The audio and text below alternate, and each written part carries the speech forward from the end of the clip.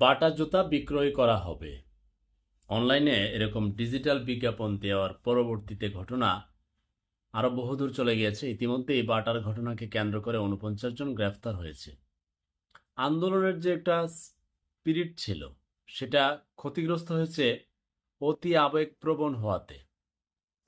মুষ্টিমেয় কিছু মানুষ অতি আবেগে প্রতিষ্ঠানে চলে গেছে।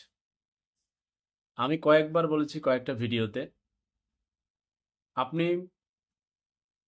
ওদের একটা পণ্য কিনে, ওদের দেশের যে পণ্যগুলো আছে স্বীকৃত, আপনি পণ্য কিনে ওদেরকে অর্থনৈতিকভাবে সমৃদ্ধ করার জন্য সহযোগিতা করলেন।